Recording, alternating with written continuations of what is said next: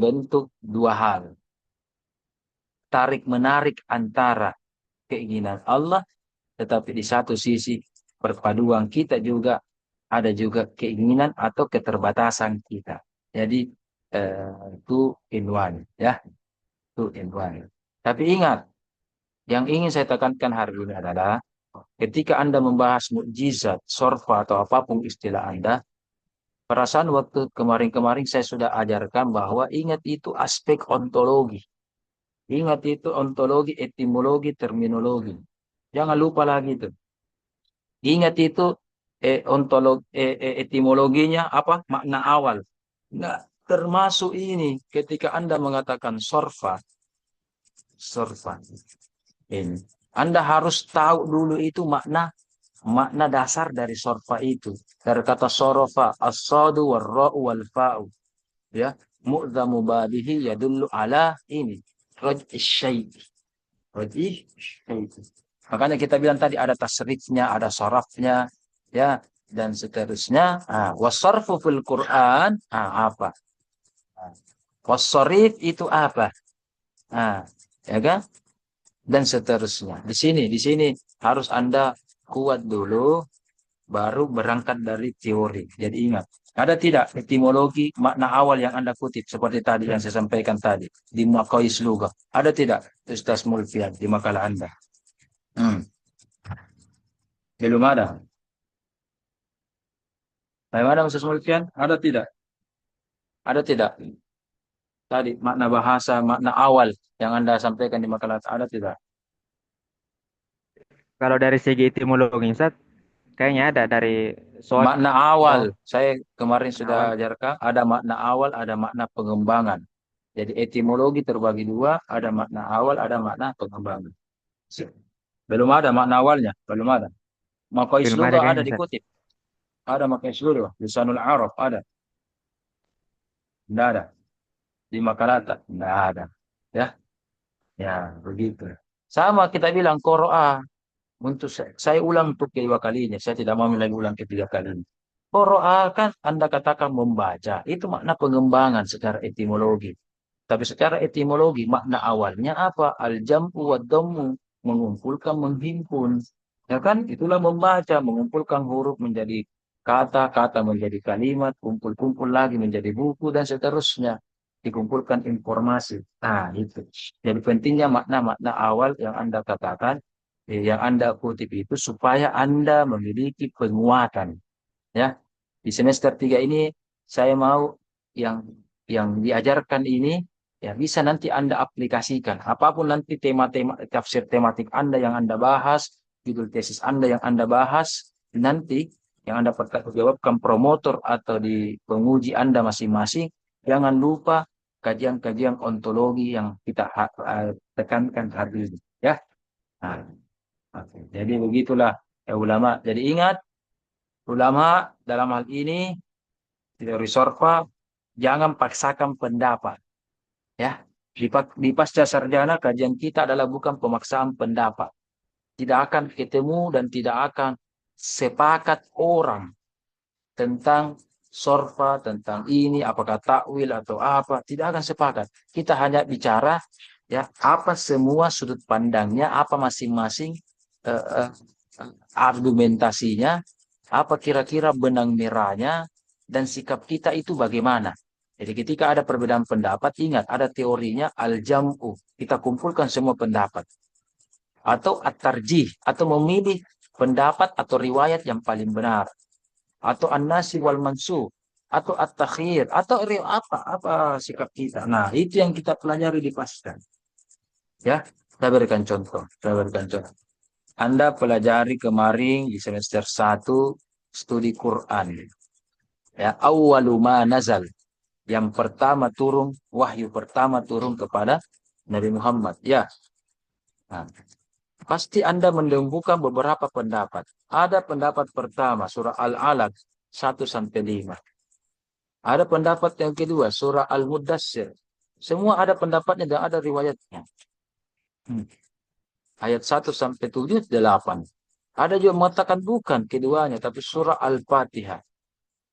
Hmm. Nah, jadi kalau begitu Mulfian, Yang mana kita pilih? Kalau ada perbedaan pendapat. Sama juga sorfa. Begitu. Cari benang merahnya. Nah, sama dengan ini. Saya berikan contoh. Al-Alaq, Mudassir, Al-Fatihah. Ini tiga pendapat secara umum yang pertama turun kepada Nabi. Wah, kok bisa? Kok tiga turun? Katanya yang pertama, namanya pertama cuma satu. Kenapa bisa ini? Nah, Mulfian tahu bagaimana titik temunya, penyelesaiannya. Hmm. Atau ada yang bisa bantu? Nah, dari besok. Nah, ya, bagaimana?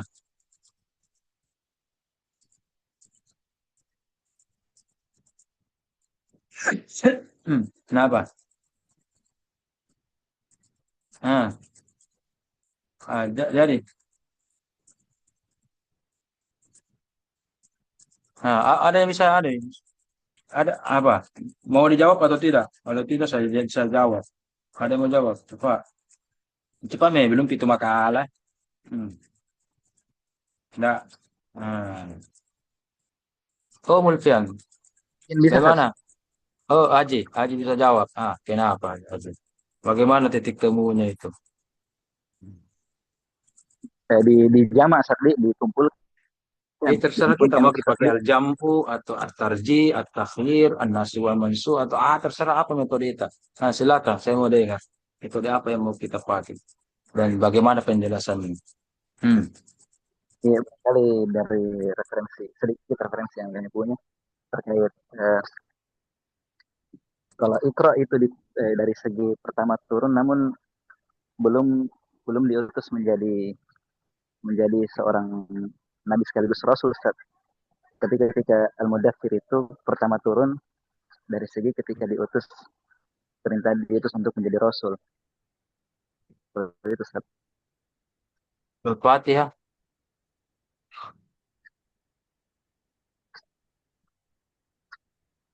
Apa tadi maksudnya itu al-alaq tidak diutus sebagai nabi dan rasul. Jadi Nabi Muhammad bukan nabi dan rasul. Apa maksudnya? Kalau Hmm. ketika turun Iqra itu Ustaz belum belum resmi menjadi rasul Ustaz, menurut sebagian Oh, pendapat.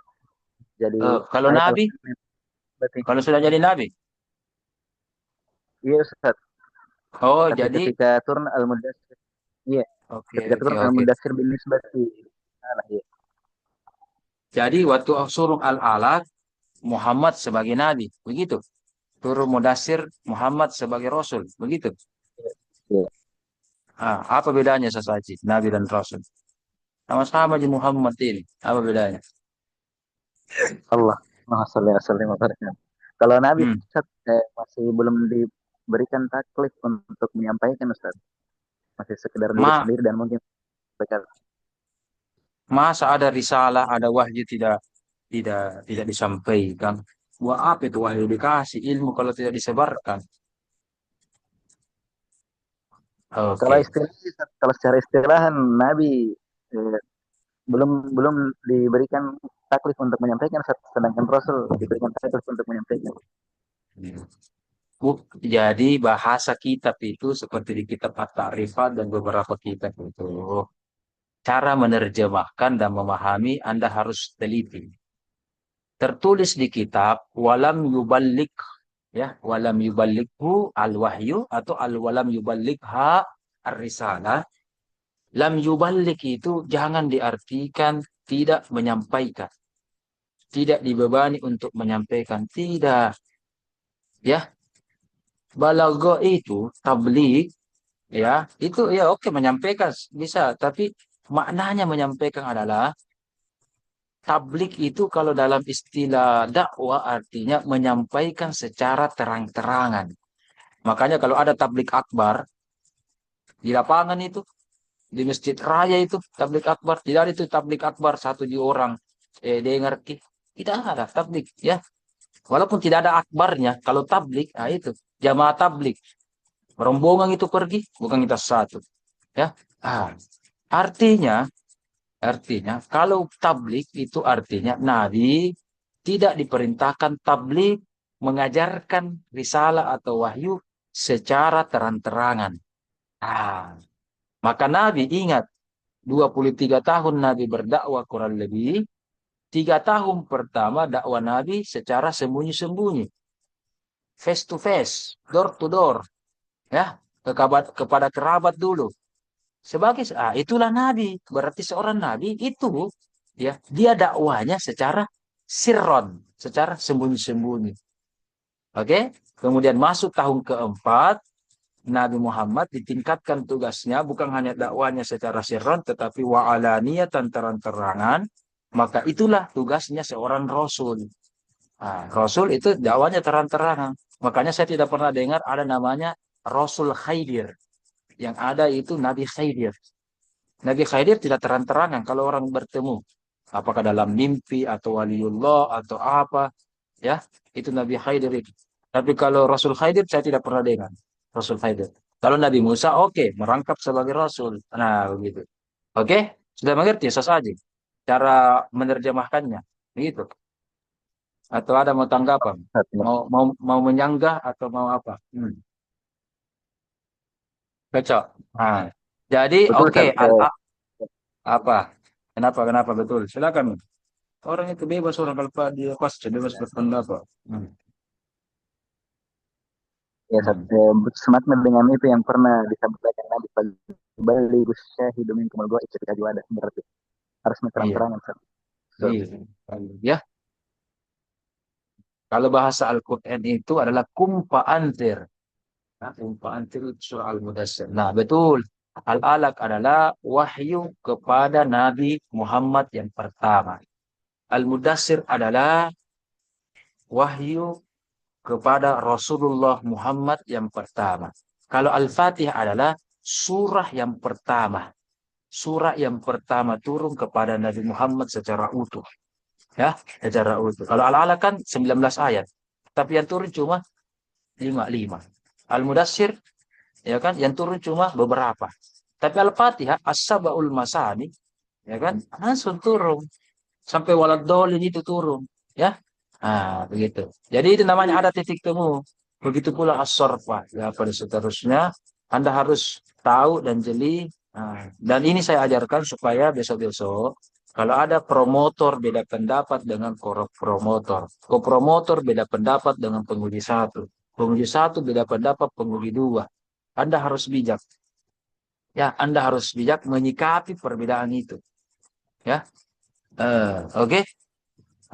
Tapi semoga tidak. Tapi secara umum, kalau ada begini, maka promotor yang paling penentu, penguji ikut.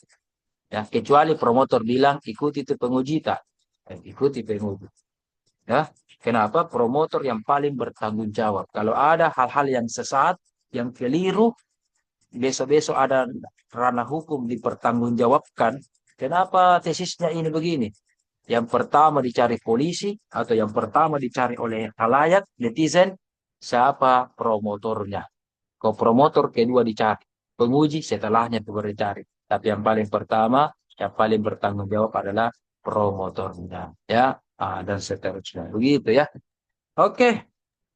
apa Ustaz? Eh, Kenapa? bagaimana bagaimana menanggapi kalau ada segelintir di ulama Al-Quran yang mengatakan Al-Fatihah juga bahkan tidak semuanya turun sekaligus.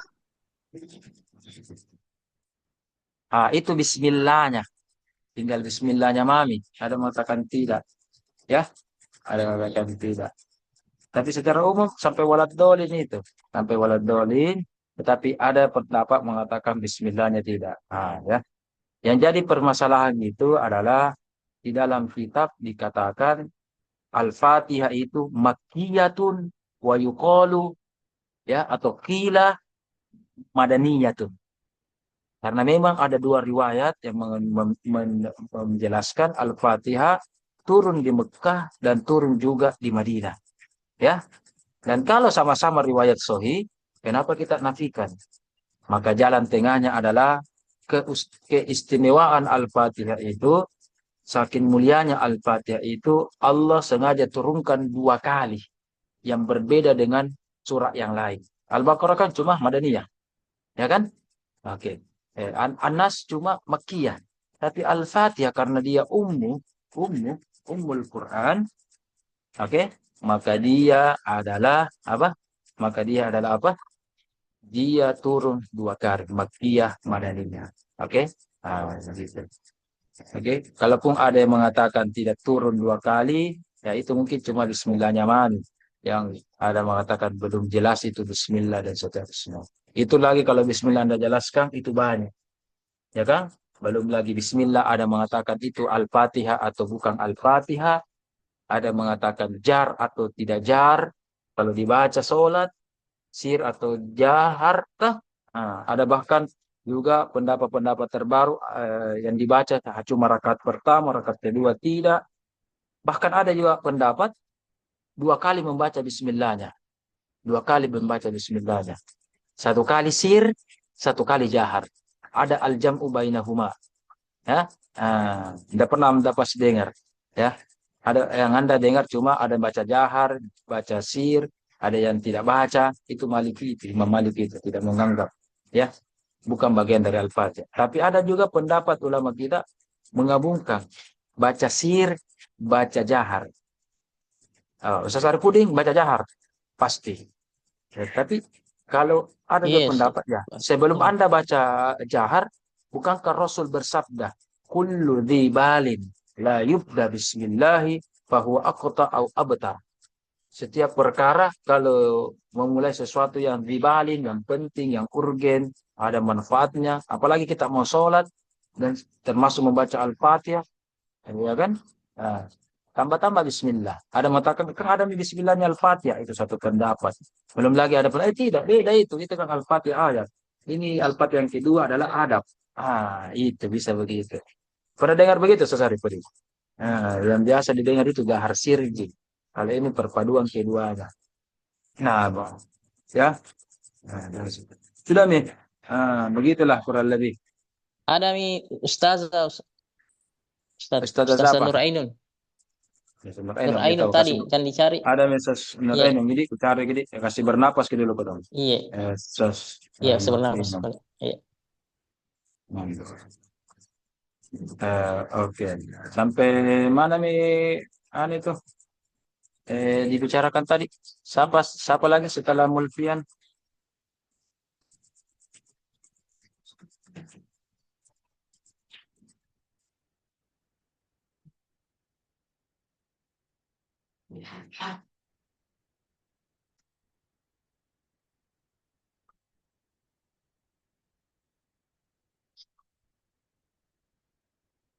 Nah, siapa lagi selain Mulfian?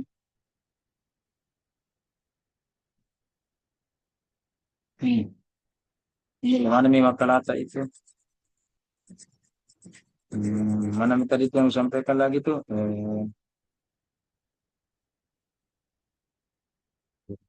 Apa mana Mi tadi itu dong?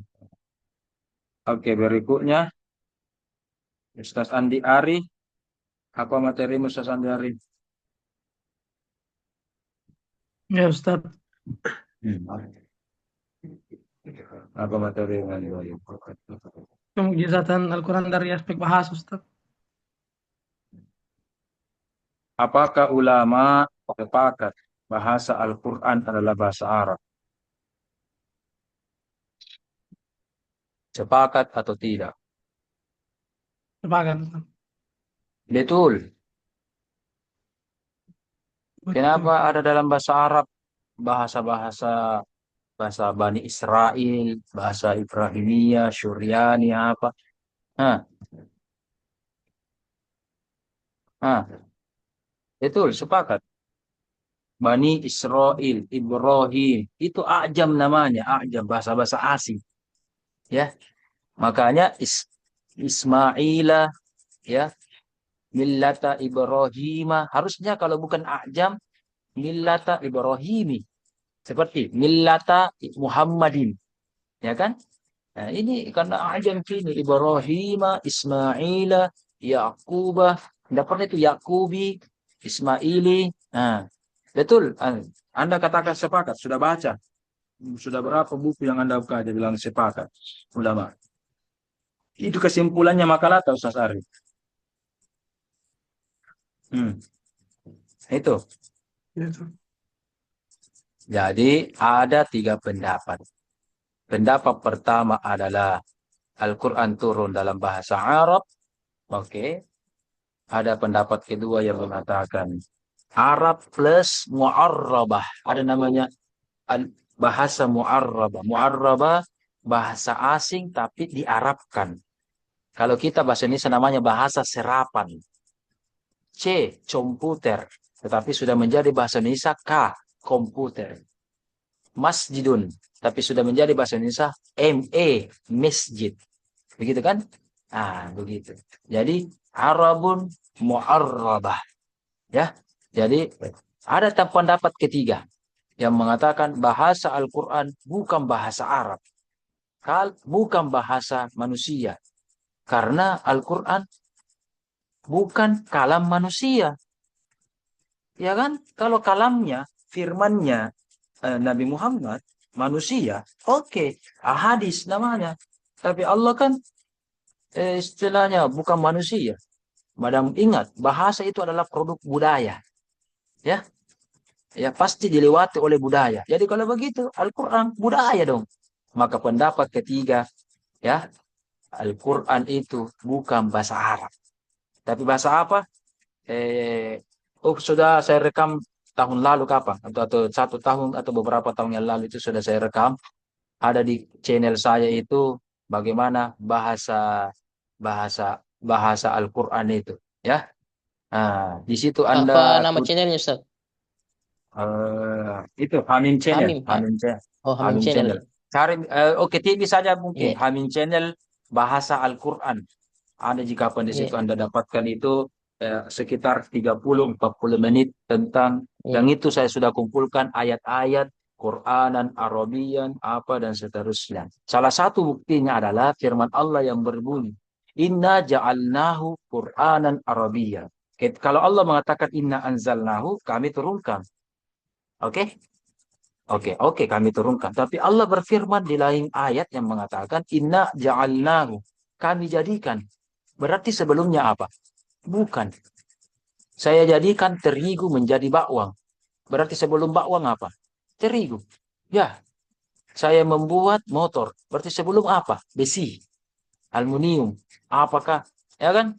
Al-Quran Allah berfirman, Inna ja'alnahu. Kami jadikan. Berarti sebelumnya? Bukan dong. Bukan bahasa Arab. Kami jadikan bahasa Arab. Berarti sebelumnya? Bukan dong bahasa Arab. Apa namanya? Ah, itu penamaannya perbedaan pendapat dari ulama-ulama. Ya. Oke, nanti lebih lanjut. Kemudian yang keenam, siapa pembakalan keenam? Guli, Andi Guli ada? Ustaz Andi Guli belum datang ya? Tidak ada, Ustaz. Saya sudah hubungi. Oke. Ustaz Nur Ainun sudah Ustaz, siap? Ustaz iya, sudah. Nur Ainun sudah ada ya Ustaz Nur Ainun ya? Iya. Sia-sia Ustaz Nur Ainun ini, siapa tahu kenapa terlambat ya apa? Bagaimana Ustaz Nur Ainun? Halo, Ustaz Nur Ainun. Iya, Ustaz. Ustazah. Oh iya. Materi tak mujizat kepada para nabi. Studi kritis mujizat para nabi. Oke. Kalau ada kehebatan-kehebatan yang Allah berikan kepada waliullah, apa namanya itu? Kalau ada kehebatan kepada nabi dan rasul, namanya mukjizat. Kalau ada kehebatan-kehebatan yang Allah berikan kepada waliullah, aulia, as-salihun, salihin. Nah, apa namanya Ustazah Ainun? Karomah. Karomah. Kalau ada kehebatan-kehebatan yang Allah berikan kepada mukmin secara umum, apa namanya? Mukmin secara umum. Muslim secara umum, apa namanya? Aji, mau menjawab Oke, Aji?